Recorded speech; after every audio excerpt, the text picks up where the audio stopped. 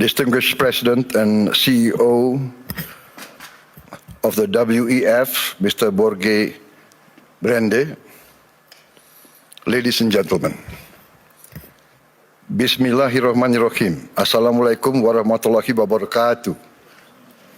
Shalom, Salve, Om Swastiastu.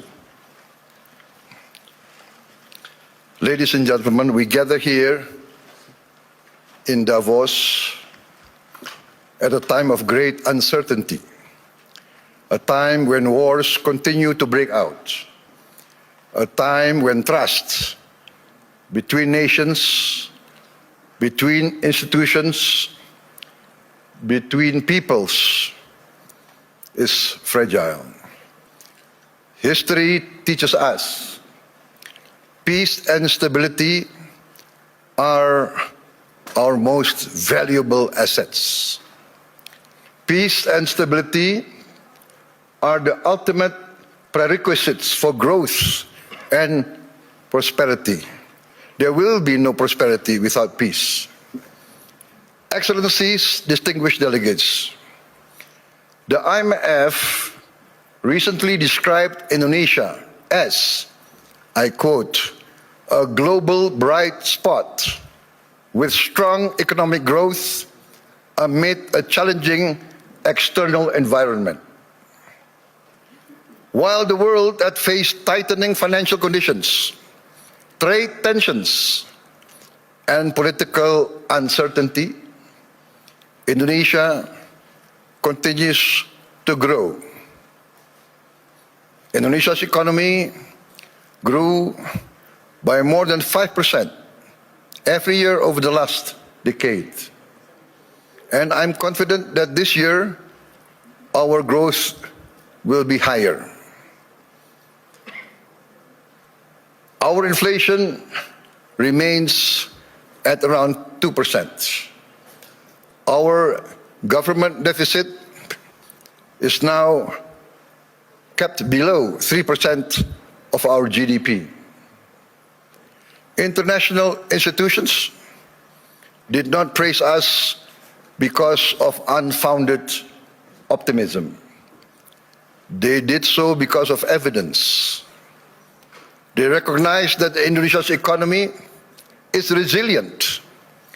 Our policies have been and will always be well calibrated. Peace and stability in Indonesia over the years did not happen by chance. Peace and stability in my country did not happen by luck. It happened because we in Indonesia have and will always continue to choose unity over fragmentation, friendship and collaboration over confrontation, and always friendship over enmity. Our credibility, hard-earned over many years, has been protected. Credibility once lost is very expensive to regain. Indonesia, in our history, has never once defaulted on our payments of our debt. Not once. Succeeding regimes always pay the debts of the preceding regime. Presidents, successive presidents will always honor the debts of the previous administration. Excellencies, distinguished friends, in addition to requiring peace and stability, growth requires statecraft and capital, in particular the efficient allocation and reallocation of capital. That is why last February we established our sovereign wealth fund, Danantara Indonesia. Danantara means the energy to power the future of Indonesia. Danantara is a sovereign wealth fund with $1 trillion in assets under management. With Danantara, I can stand here in front of you as an equal partner. Indonesia is now not only a land of peace and stability. Indonesia now is more and more the land of opportunity. Once again, I mentioned that I am convinced that our growth, the growth of our economy will be significantly surprising to many in the world. With Danantara, Indonesia is now able to be your partners. We will co-invest and grow with you. Danantara is established to finance and co-finance the industries of the future. We are determined to industrialize our country in a significant way. The industries of the future must be executed well and wisely. That is why we built Danantara with strong oversight and institutional responsibility.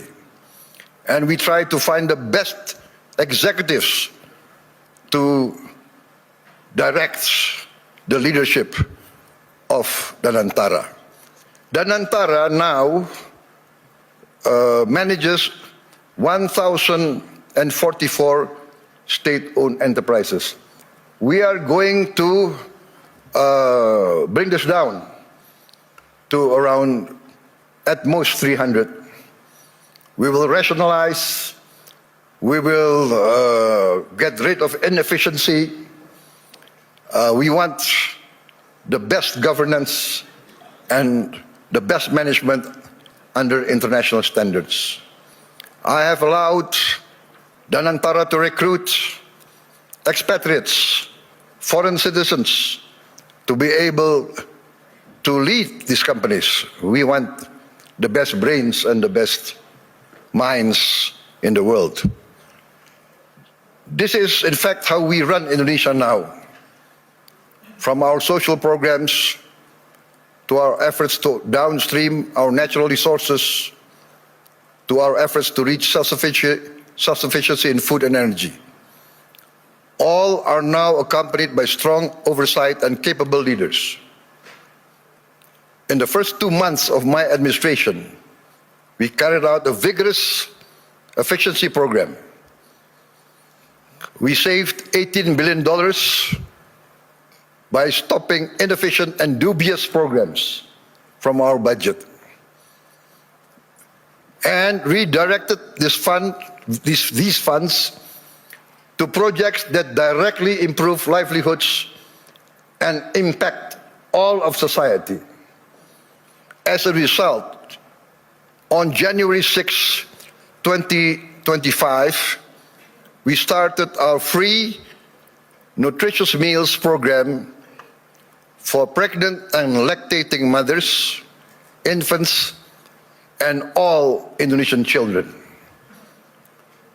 On our first day, we started with 190 kitchens, serving 570,000 people per day.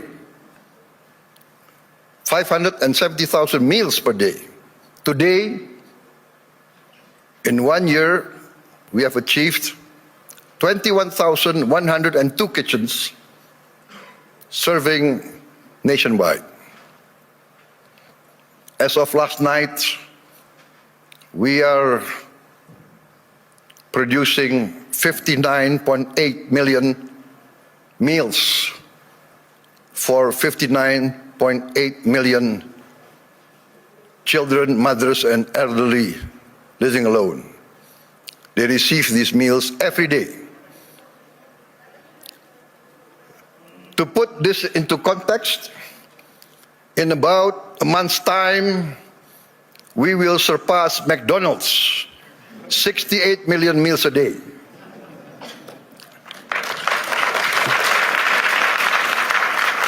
We started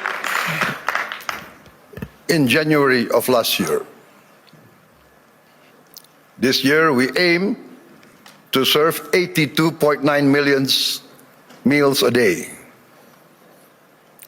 All children of Indonesia from the womb of their mother up until they reach 18 years of age benefit from this program.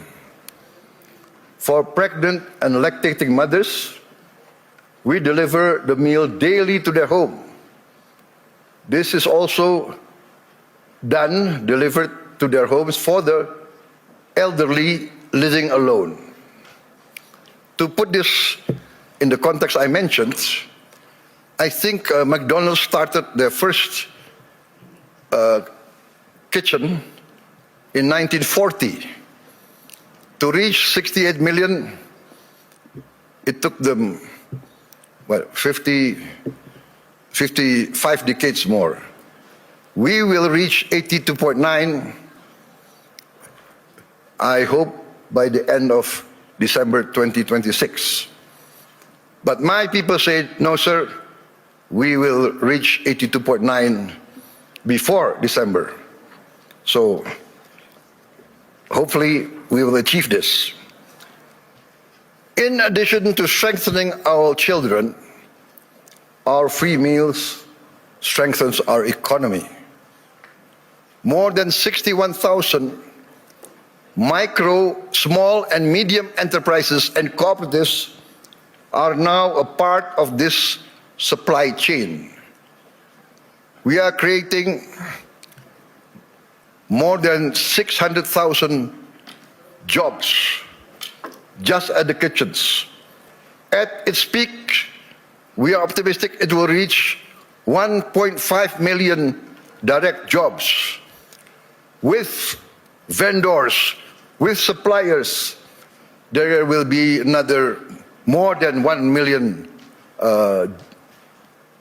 livelihoods embraced and improved. This is why I'm convinced that our growth will reach impressive numbers. Our social policies must expand productivity and produce growth. Today, 70 million Indonesians receive free medical checkup, and they will receive free medical checkup once a year for the rest of their lives. And this will increase to all the children and the adults of Indonesia. We are providing free medical checkup to all citizens of Indonesia. This is not a populist program. This is a rational program to save money. By detecting illness, disease at an early stage, we will save much more in the long term in treatment. This actually is a productivity improvement program. My experts say that in the long run, we will save many, many billions of US dollars. Last year, for instance, we renovated 16,140 schools. We equipped 288,000 schools, each with one 75-inch interactive flat panels as part of our digitalization of our education program. Next year, in this coming year, 2026, we will add another 1 million of these interactive smart panels so that every school will have at least 3 to 4 classrooms with these panels. And we hope within 3 years, all the schools of Indonesia will have at least 6 classrooms with digital interactive panels. That means that I, for instance, in Jakarta, I can drop in on any school of Indonesia and I can see the quality of teaching of the teachers. I can see the reaction of the children. And in the first weeks, we see the enthusiasm of the children, the enthusiasm of the teachers, of the villagers. Many of them cry when they see the panels coming in. We get messages, Mr. President, in the entire history of this village, we have never felt that the central government knows about us. This is the first time we feel that the central government cares about us and is now in our village, is now helping to teach our children. This is, for me, heartwarming, because what we are doing is we are empowering the future generation of Indonesians.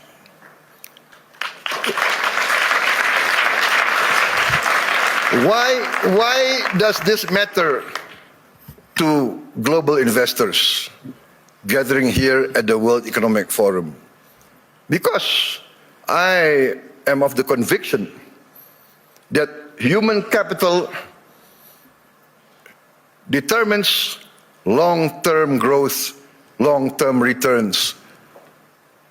Human development, human resources is the key to a thriving and successful nation. Lack of education is the path towards failed states. No country can hope to be stable and prosper if its people are illiterate, if its people are not able to keep up with modern science and technology. In addition, this year we will increase the renovation. I'm determined to modernize and renovate 60,000 schools.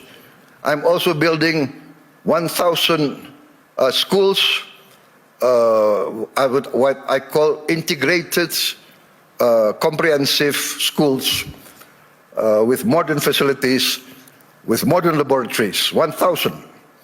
I have already, 500, but I've already built 160 schools, boarding schools for the very poor.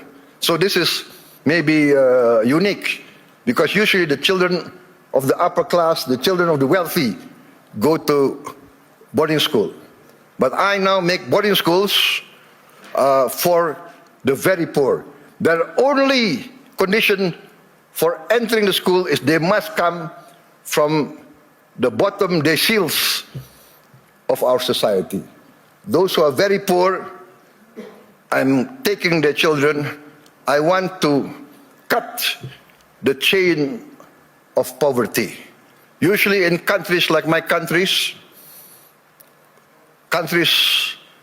of the global south, countries of the third world, countries coming out of hundreds of years of colonialism,